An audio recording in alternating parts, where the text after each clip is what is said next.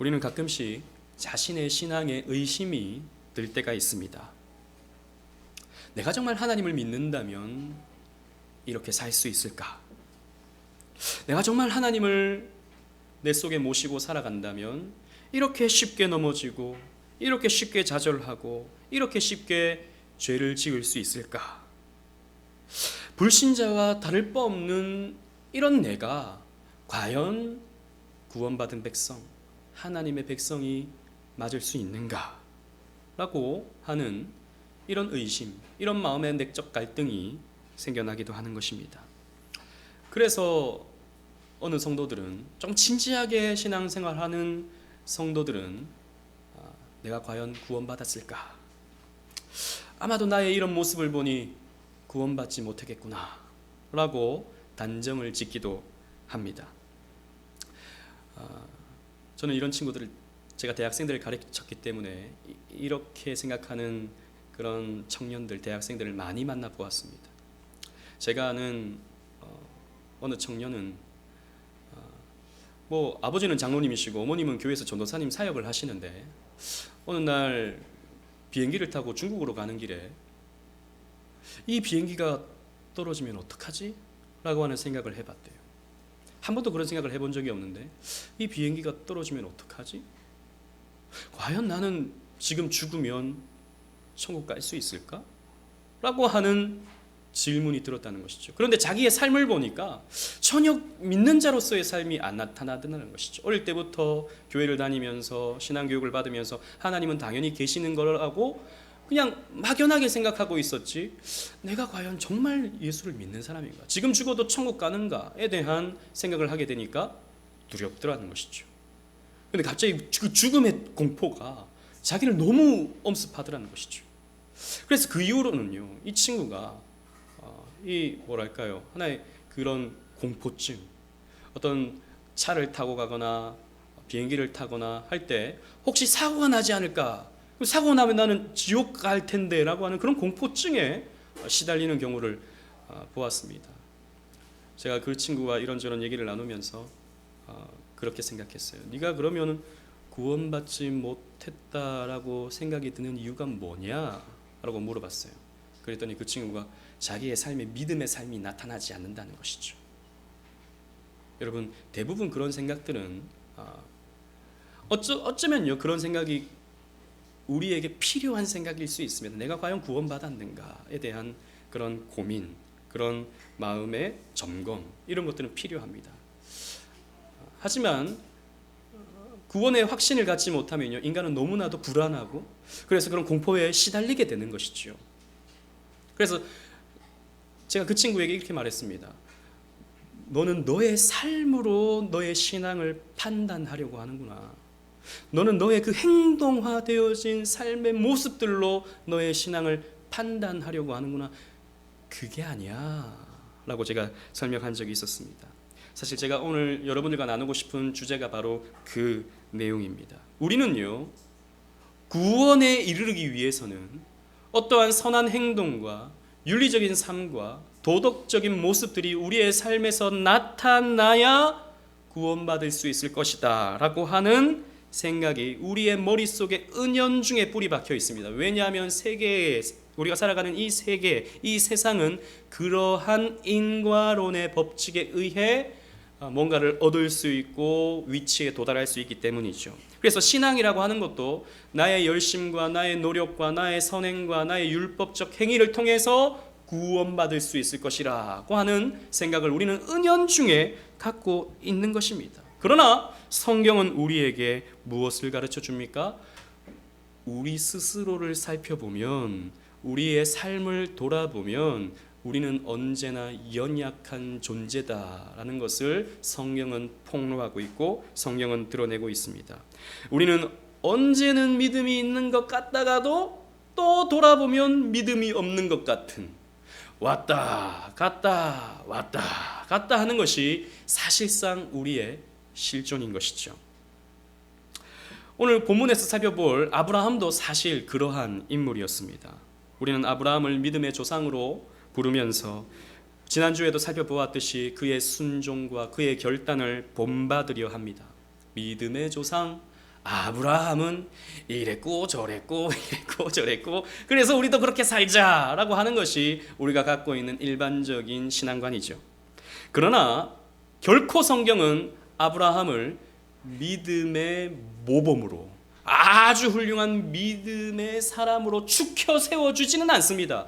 하나의 표본으로서 세워주는 것이지 우리가 닮아야 할 모든 것을 배워야 할 어떤 100점짜리 믿음의 사람으로 성경은 제시해주고 있지 않아요. 오히려 연약하고 부족하고 믿음 없는 모습들이 많이 드러나는 것이 바로 아브라함의 삶입니다.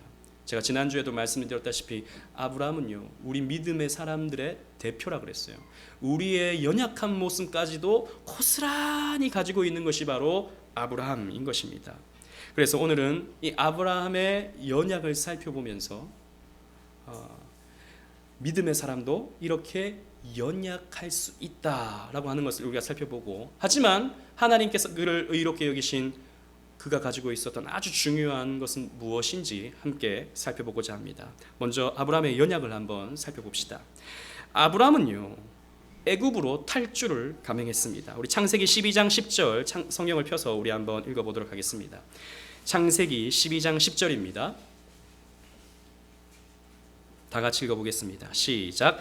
그 땅에 기근이 들었으므로 아브라함이 애굽에 거류하려고 그리로 내려갔으니 이는 그 땅에 기근이 심하였음이니라. 아멘. 우리 지난주에 어떤 말씀을 살펴보았습니까? 바로 이 12장 바로 이 앞절에서 아브라함은 세겜 땅 모래 상수리나무 온갖 우상 숭배와 온갖 쾌락주의와 온갖 세상의 문화들이 가득한 그 한가운데서 아브라함은 여호와를 위하여 단을 쌓았다라고 하는 믿음의 결단의 모습을 보았죠.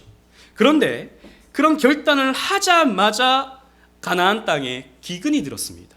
아니 하나님이 약속하신 땅인데, 하나님이 그에게 가라고 하신 땅인데, 그 하나님은 전지전능하시고 모든 것을 베풀어 주실 수 있는 풍요로우신 분인데 말씀에 순종했더니 어떤 결과가 나타났습니까? 기근이 찾아왔습니다. 비가 오지 않습니다.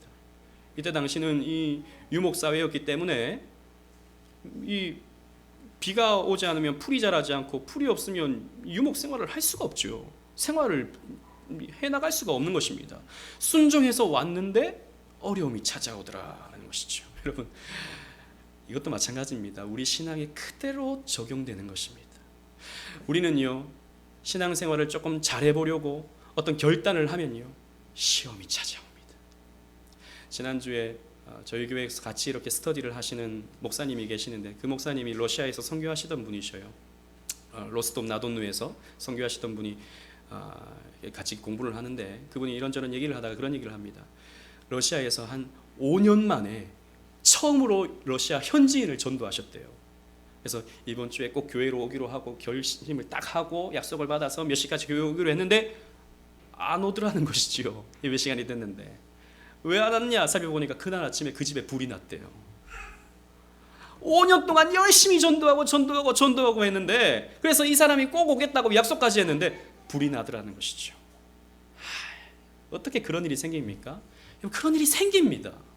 사탄은요 믿음의 사람들을 가만히 놔두질 않습니다.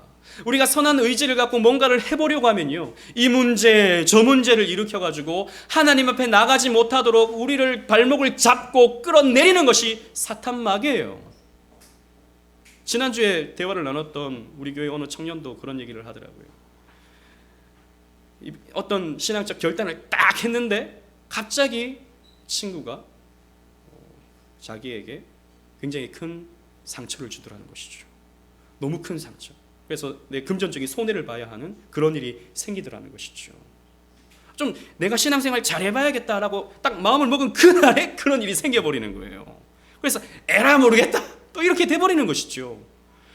마귀는 항상 그런 식으로 공격합니다. 왜? 우리가 하나님께 나아가는 것을 마귀는 꼴보기 싫기 때문이죠. 어떻게든 지옥의 구렁텅이로 우리를 끌고 가려고 하는 것이 마귀인 것입니다.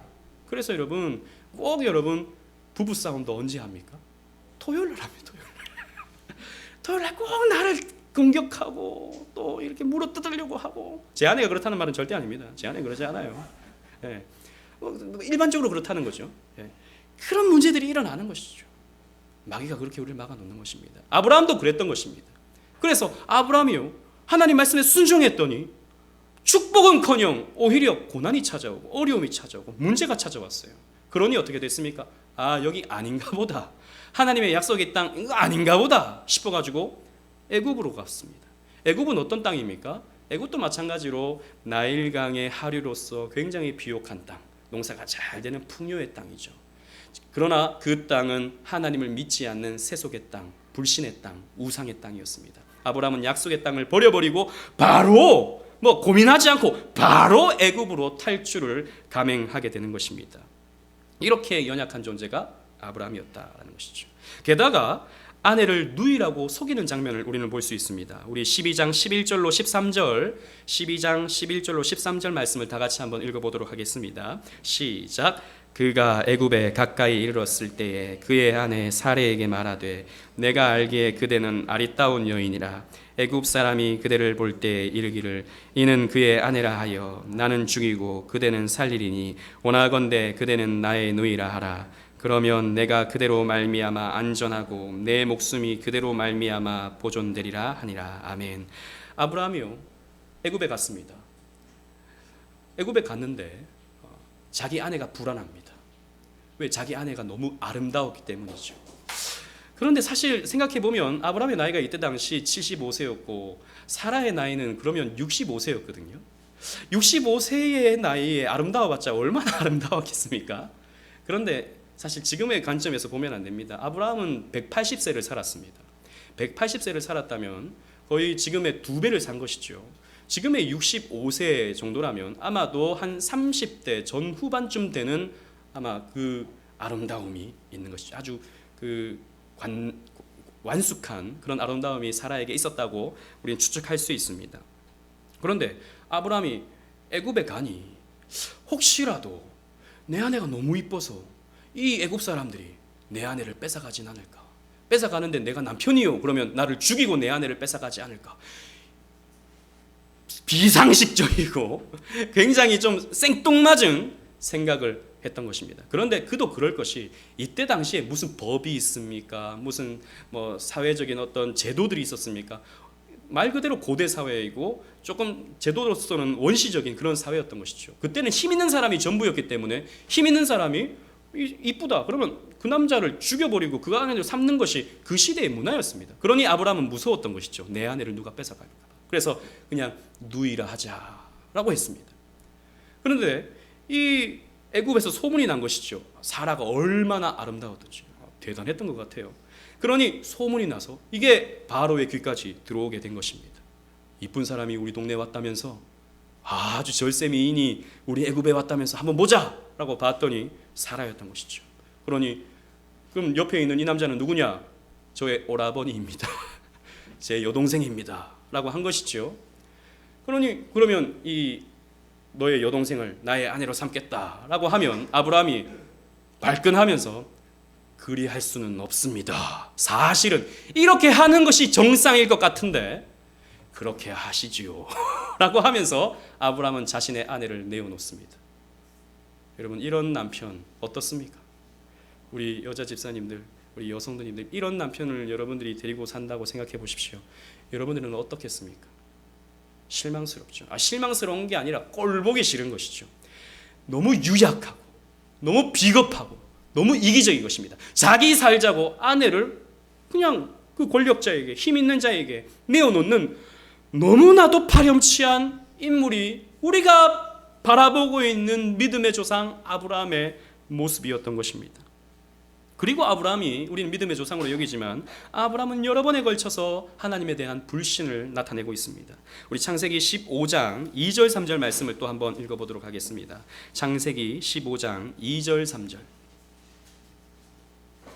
다 같이 읽겠습니다. 시작. 아브라함이 이르되 주 여호와여 무엇을 내게 주시려 하나이까? 나는 자식이 없사오니 나의 상속자는 이 다메섹 사람 엘리에셀이니이다.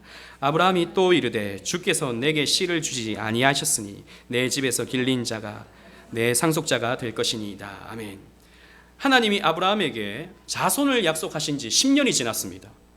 10년이 지났는데 더 이상 아브라함에게는 자식이 생기지 않게 된 것이죠. 10년을 기다렸는데 그러니 85세의 나이가 된 것입니다. 이때 하나님이 아브라함에게 다시 나타나셨습니다. 하나님은 아브라함에게 내가 너의 방패가 되어주고 너의 상급 리워드가 되어주겠다라고 약속해 주셨습니다. 그런데 아브라함은 어떻습니까? 아브라함의 반응을 보십시오. 굉장히 퉁명스럽습니다. 하나님, 내게 무엇을 주시겠습니까? 나는 자식이 없습니다. 그래서 내가 우리 집에서 길리운 종 엘리에셀이 나의 후사가 될 것입니다. 하나님은 그에게 상급이 되어주시고 방패가 되어주시겠다라고 축복의 말씀을 주시는데 퉁명스럽게 뭘 더 주시겠습니까? 이런 식으로 지금 반응하고 있는 것이죠. 여러분, 하나님의 약속은 반드시 이루어지는 것이죠. 하나님이 한번 말씀하시면 그 말씀은 시건치 아니하시고 변개치 아니하시고 취소치 아니합니다. 반드시 이루어지는 것입니다. 그러나 아브라함은 10년 동안 그 약속이 이루어지기를 기다렸는데 사실 우리는 이해는 할 수 있어요. 우리 인간된 어떤 마음으로 10년을 기다려왔는데 결과가 없으니까 하나님 안 주시나 보다, 취소하시나 보다, 하나님은 거짓말짱이신가 보다, 이런 식으로 지금 아브라함은 하나님을 바라보고 있는 것입니다. 하나님의 약속에 대해 불신을 드러내고 있는 것이죠. 그리고 아브라함은 이스마엘을 낳았습니다. 우리 16장 2절 말씀, 창세기 16장 2절 말씀을 한번 다 같이 또 읽어보도록 하겠습니다. 시작. 사레가 아브라함에게 이르되 여호와께서 내 출산을 허락하지 아니하셨으니 원하건대 내 여종에게 돌아가라. 내가 혹 그로 말미암아 자녀를 얻을까 하노라 하매 아브라함이 사레의 말을 들으니라. 아멘. 아브라함이 하나님의 약속을 받고 기다려도 아무런 자식이 생기지 않으니까 사라가 꾀를 냈습니다. 하나님이 자식 준다고 했는데 아마 나를 통해서는 안 주시나 보다. 내가 이 불임의 상태에 있으니까 나를 통해서는 안 주시는가 보다. 그러니 내 종 하갈을 통해서 자식을 낳으세요 라고 아브라함에게 아이디어를 제공한 것이죠. 사실 그렇게 말하고 있는 사라는 얼마나 또 비참하겠습니까? 자기가 자식을 낳을 수 없으니까 내 종 사라를 통해서 이렇게 같이 잠자리를 해서 아이를 낳으세요 라고 말하는 그 사라의 마음은 또 얼마나 비참하겠습니까? 저 같으면 그리할 수 없나이다 라고 말하겠는데 아브라함은요, 말씀을 보십시오. 아브라함이 사라의 말을 들으니라 라고 하고 있습니다. 좋은 아이디어군요. 좋은 생각입니다. 이런 길이 있었네요. 마치 기다렸다는 듯이 아브라함은 고민조차 하지 아니하고 사라의 말을 들어버렸습니다. 그래서 하갈과 동침해서 이스마엘을 낳게 된 것이죠. 하나님의 때를 기다리지 못하고 인위적인 방법으로 자신의 문제를 해결하려고 했습니다. 하지만 이것이 더 큰 문제가 발생하게 되었죠. 그 이삭과 이스마엘의 후손이 이제 갈등과 첨예한 문제 속에서 서로 싸우게 되는 일이 벌어지게 됩니다. 그래서 지금도 아브라함의 자손과 이 이삭의 자손과 이 이스마엘의 자손이 저 중동 지역에서 끊임없는 전쟁과 갈등을 이어가고 있는 것이죠. 우리가 잘 아는 저 이슬람 교도들은 이스마엘이 아브라함의 적자다라고 보고 있습니다. 이삭이 아니고, 이삭은 죽었고 그 모리아산에서 죽었고, 이스마엘이 그 아브라함의 적자, 적통이다라고 보는 것이 이슬람 교도들입니다. 하지만 유대인들 혹은 그 유대교를 통해서 이렇게 나중에 갱신된 우리 기독교는 그 이삭을 통해서 아브라함의 믿음이 흘러내려오고 있다라고 보는 것이죠. 지금도 전쟁 중인 것입니다. 그리고 아브라함은요, 하나님의 언약에 대해 또 한 번 불신을 합니다. 우리 창세기 17장 16절에서 18절 말씀을 한번 보시도록 하겠습니다. 읽어볼게요. 창세기 17장 16절로 18절 다 같이 읽겠습니다. 시작. 내가 그에게 복을 주어 그가 내게 아들을 낳아주게 하며 내가 그에게 복을 주어 그를 여러 민족의 어머니가 되게 하리니 민족의 여러 왕이 그에게서 나리라.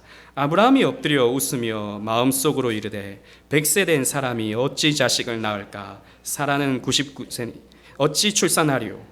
아브라함이 이에 하나님께 아뢰되 이스마엘이나 하나님 앞에 살기를 원하나이다. 아멘. 하나님이 99세의 나이가 된, 즉 75세 때 처음 만나주시고 85세에 다시 만나주시고 99세에 다시 세 번째 나타나셔서 아브라함에게 말씀을 주셨습니다. 어떤 말씀을 주셨냐면 사라를 통해서, 이스마엘이 아니다, 사라를 통해서 내가 너에게 자손을 줄 것이다 라고 말씀을 주셨습니다. 그리고 그를 통해서 민족의 여러 왕이 나게 될 것이다 라고 말씀하셨습니다. 그때 아브라함이 어떤 표정을 짓고 있습니까? 어떤 모습을 나타내고 있습니까? 엎드려 웃었습니다. 야, 좋아요, 하하, 이게 아니고 이게 무슨, 이런 식으로 비웃은 것입니다. 뭐라고 말합니까? 마음속으로 이르되 100세 된 사람이 어찌 자식을 낳을까? 사라는 90세니 어찌 출산하리요? 지금 이렇게 말하고 있는 것이죠. 하나님, 그거 안 되는 것입니다. 내 나이가 이제 100살입니다. 내 아내는 90세입니다. 무슨 자식을 낳을 수 있겠습니까? 차라리 그냥 이스마엘이, 내가 낳은 이 이스마엘을 나의 후사로 삼아주세요 라고 지금 말하고 있는 것입니다. 아니, 하나님이 주시겠다고 약속하셨고 다시 그 약속을 갱신해 주시면서 확증해 주시는데 아브라함은 그걸 믿지 못하는 것이죠. 이거 안 되는 것이다. 아무리 하나님이라 하더라도, 아무리 전능한 하나님이라 하더라도 지금 나의 이 생식 기능이 끊어져 버렸고 내 아내의 생식 기능이 끊어져 버렸는데 무슨 자식을 낳을 수 있겠느냐? 이거는 비과학적이고 초자연적이고 말도 안 되는 것이다 라고 말하고 있는 것입니다. 하나님의 전능하심을 폄훼하고 있는 것이죠. 하나님의 능력을 무시하고 있는 것입니다. 하나님의 약속에 대해 비웃음으로 반응하고 있는 것이죠. 이렇게 아브라함은 하나님의 언약에 대해 불신을 드러냅니다. 그리고 궁극적으로 우리 창세기 20장 2절 3절 말씀을 또 읽어보도록 하겠습니다. 창세기 20장 2절 3절, 또다시 아내를 누이라고 속입니다. 우리 2절 3절 다 같이 읽겠습니다. 시작.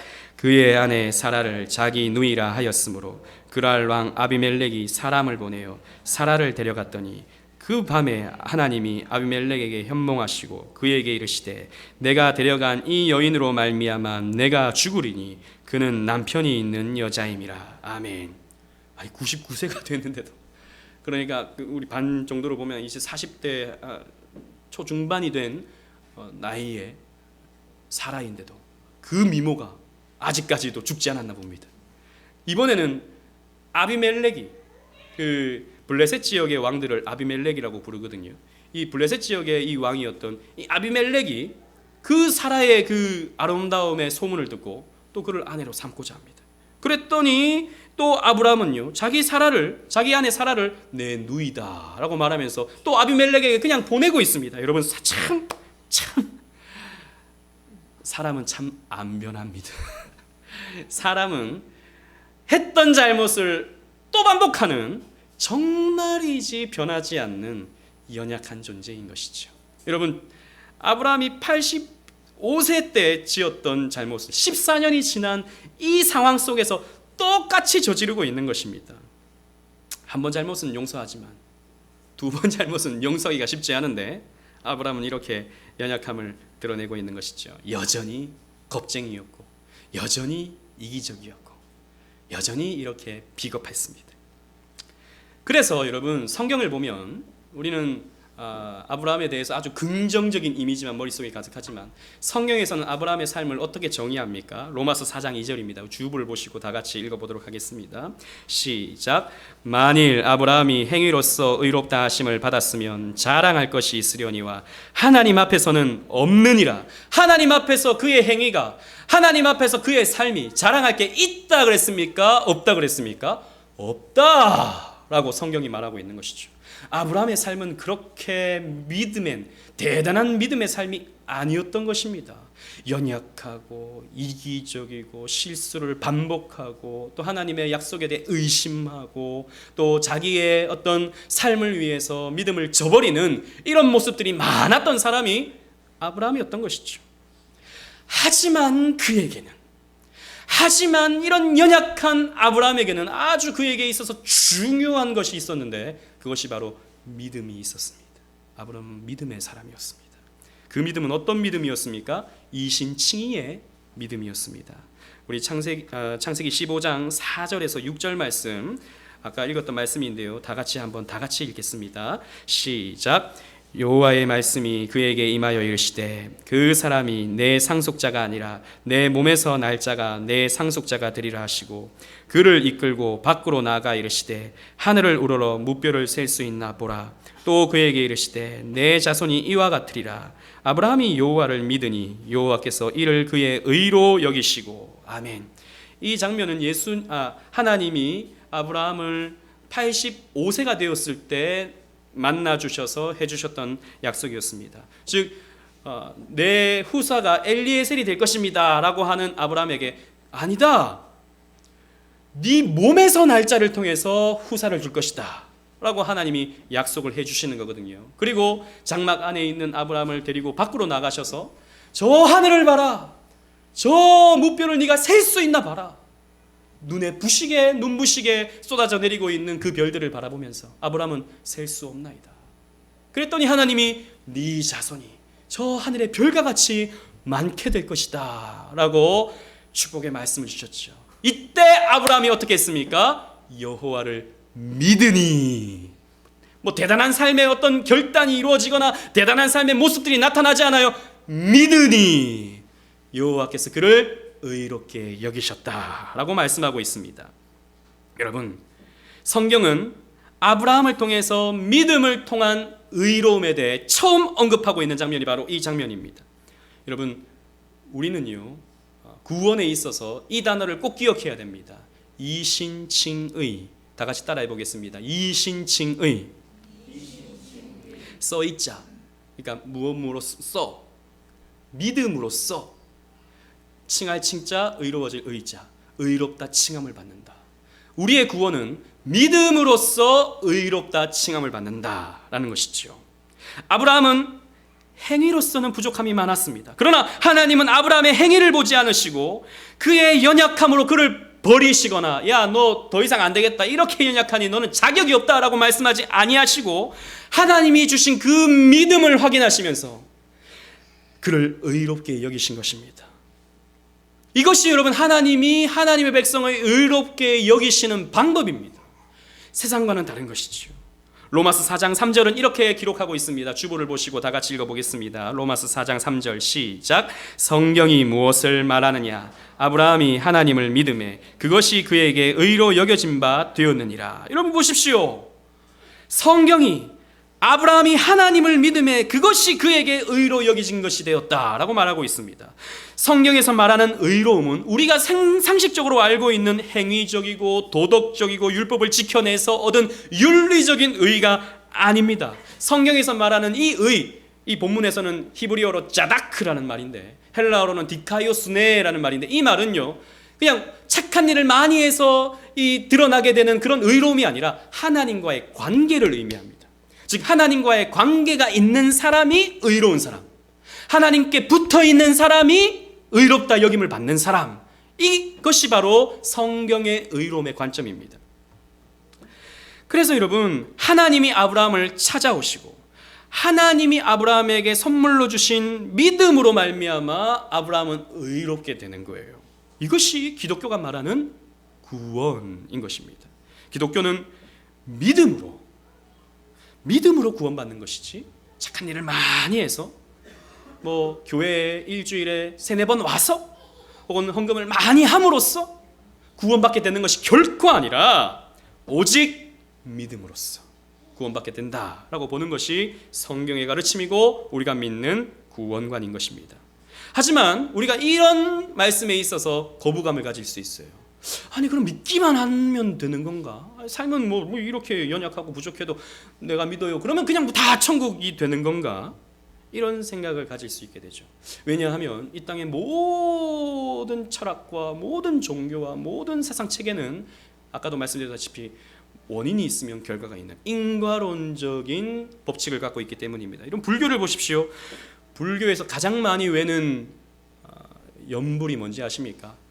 마하바냐 바라밀다라고 하는 연불입니다. 마하바냐 바라밀다라고 하는 연불이죠. 말은 무슨 말이냐? 마하라는 말은 신이라는 말입니다. 마하라는 신, 산스크리어인데요.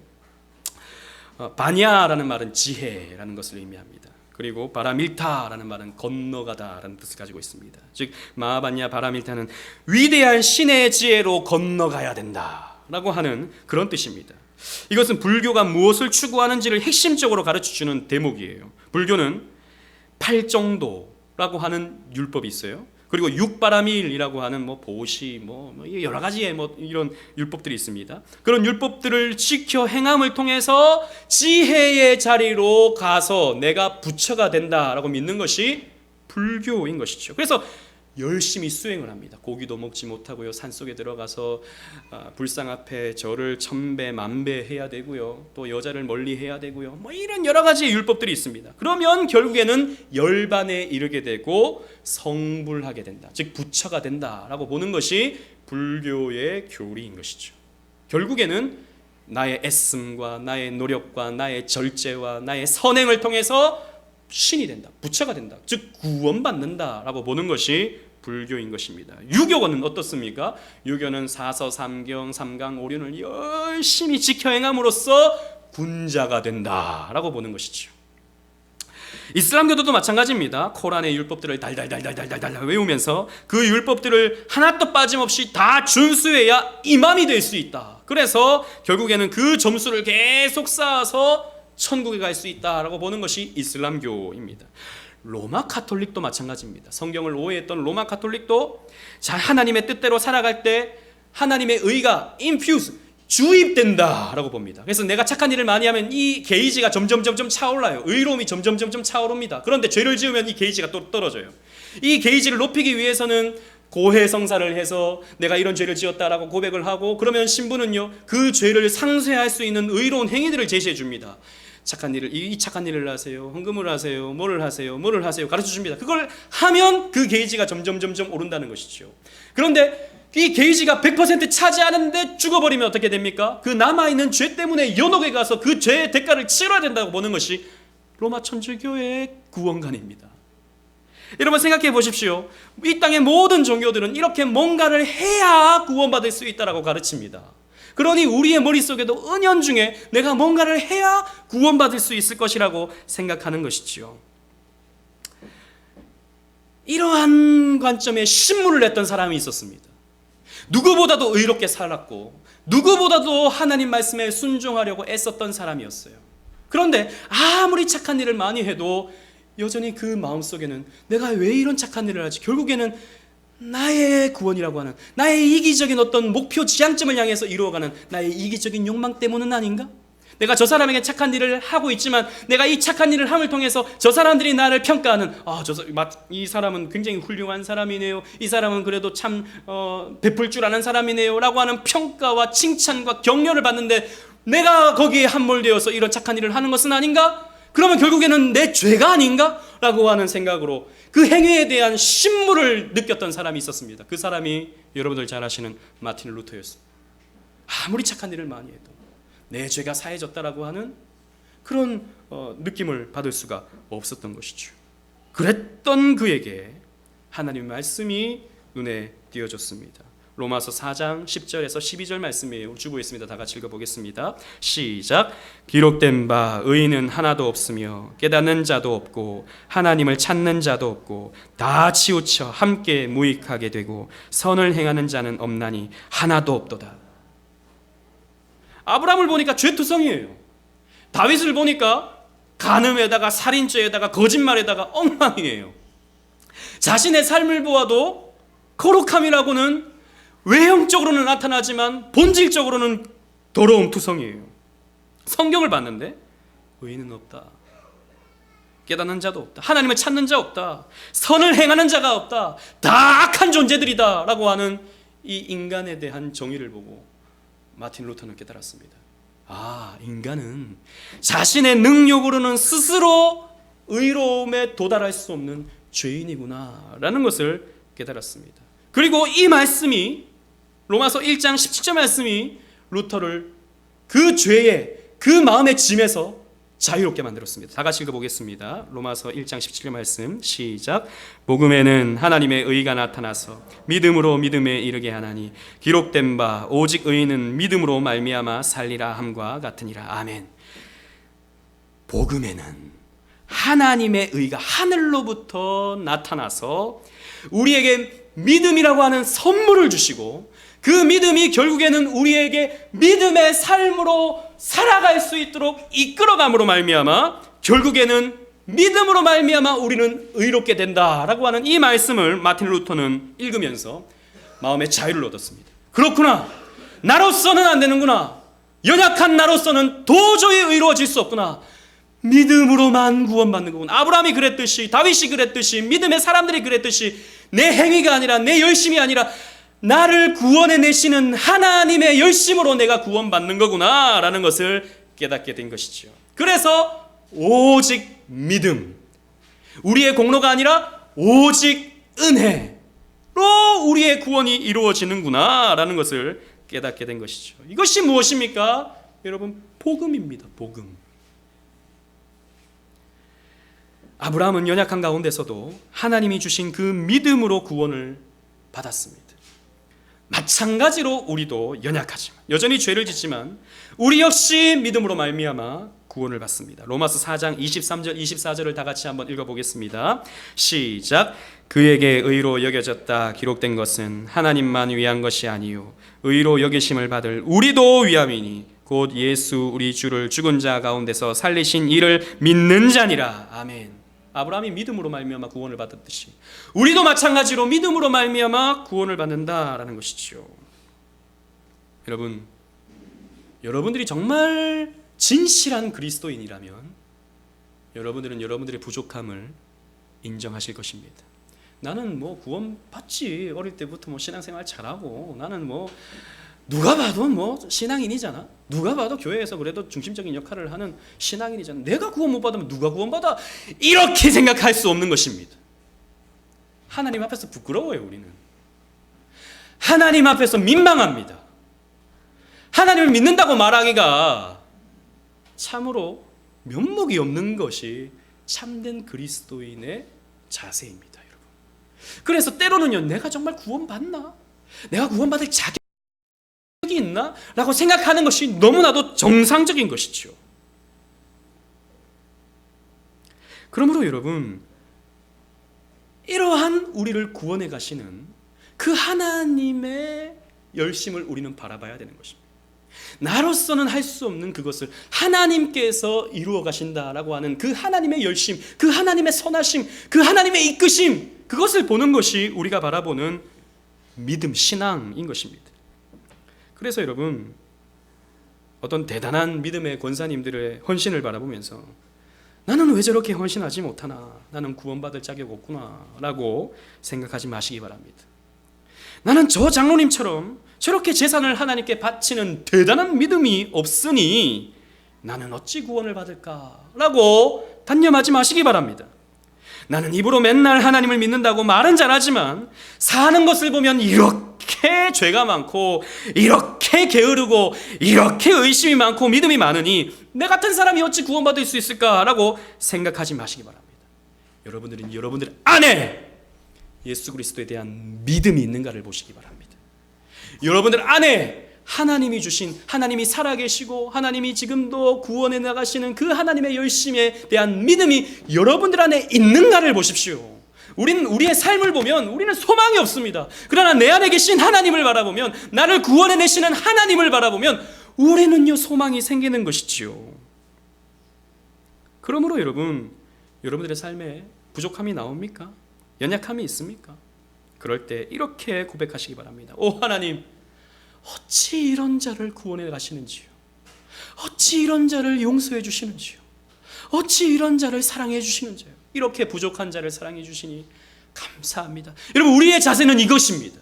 나는 구원받을 수 없어, 이것이 아니라 이런 자도 구원해 주시니 감사합니다 라고 고백해야 되는 것이 저와 여러분들이 고백해야 됩니다. 우리 자신의 연약함의 모습들이 드러나게 될 때, 오 하나님, 이렇게 연약하니 하나님의 인도하심이 필요합니다, 우리를 도와주옵소서 라고 기도하셔야 됩니다. 혹은 여러분들의 삶에서 믿음의 삶에 나타날 때가 있습니다.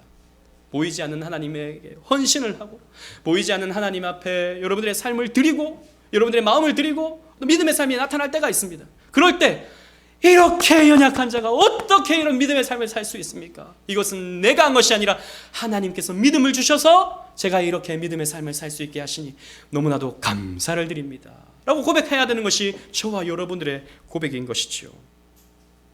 이러한 믿음을 가진 사람은 목사님 말씀 들어보니까 연약해도 괜찮은 거구나, 이렇게 연약해도 구원받을 수 있는 거구나, 그러니까 그냥 나는 지금 하던 대로 그냥 이렇게 대충 신앙생활 하면서 살아야겠다라고 생각할 수 없습니다. 여러분, 그렇게 생각하지 않아요. 이렇게 죄 용서를 받은 사람은, 연약함에도 불구하고 구원받았다라고 하는 확신이 든 사람은 그 사랑에 감사해서, 그 은혜에 감격해서 더 충성하려고 하고, 더 하나님 앞에 가까이 나아가려고 하고, 그 사랑을 더 누리고자 기도의 자리로, 말씀의 자리 앞으로 나올 수밖에 없는 것입니다. 이것이 성경이 말하고 있는 행하지 않는 믿음은 죽은 믿음이다 라고 하는 말씀이죠. 참된 믿음은 반드시 믿음의 삶으로 이끌어갈 수밖에 없다라는 것입니다. 사랑하는 오직은혜 교회 성도 여러분, 아브라함은 우리와 마찬가지로 연약한 사람이었습니다. 하나님을 만난 지 25년이 지난 때까지도 하나님의 언약을 불신했던 그런 사람이었습니다. 행위로는 자랑할 것이 없는 사람이었어요. 25년이 걸렸는데도 여전히 그 모양이었습니다. 우리 25년 신앙생활 하신 분들 잘 없잖아요. 몇 년 안 되신 분들이 여기 많으신데, 부족한 것이 사실 정상인 것입니다. 그러한 그를 믿음의 조상으로 만드신 것은 그의 스스로의 열심이 아니었습니다. 아브라함의 열심이 아니었습니다. 오직 하나님의 열심이었습니다. 하나님께서 그에게 믿음을 선물로 주시고 그의 삶을 인도하셔서 결국 믿는 사람의 표본으로서 삼아주신 것입니다. 마찬가지로 우리도 연약합니다. 우리 스스로를 연약하다고 인정하는 것은 하나님의 도우심이 필요하다는 반증이 됩니다. 그래서 여러분들이 연약하다라고 생각하는 것은 여러분들 신앙생활에 있어서 너무나도 중요한 자세입니다. 그러므로 여러분들의 연약함을 자책하지 마십시오. 그렇다고 낙심하지 마시기 바랍니다. 하나님은 당신의 열심으로, 하나님의 열심으로 여러분들의 연약함을 사용하셔서 결국 믿음의 사람으로 여러분들을 만들어 가실 것입니다. 그래서 하나님, 제가 이렇게 열심히 했어요 라고 말하지 못하게 하시고, 그때 우리의 입을 막아버리시고, 하나님이 다 하셨습니다, 모든 영광 하나님께 올려드립니다 라고 하는 이 고백을 받기를 우리 하나님은 원하시는 것이죠. 약한 자를 사용하셔서 하나님의 영광이 드러나게 하는 것이 바로 우리 하나님의 구원 법칙입니다. 그래서 여러분, 오늘의 연약 앞에 낙심하지 마시고 좌절하지 마시고 하나님의 품을 떠나지 마시고 하나님 앞에 여러분들의 삶을 맡기시길 바랍니다. 하나님의 구원 역사 앞에 여러분들의 전인격을 하나님 앞에 드리시길 바랍니다. 그리고 하나님께 여러분들의 삶을 드리시면서 하나님이 이루실 구원의 소망을 바라보며 오늘의 힘겨운 삶도 이겨나가시는 여러분들 되시기를 주님 이름으로 축원합니다. 아멘.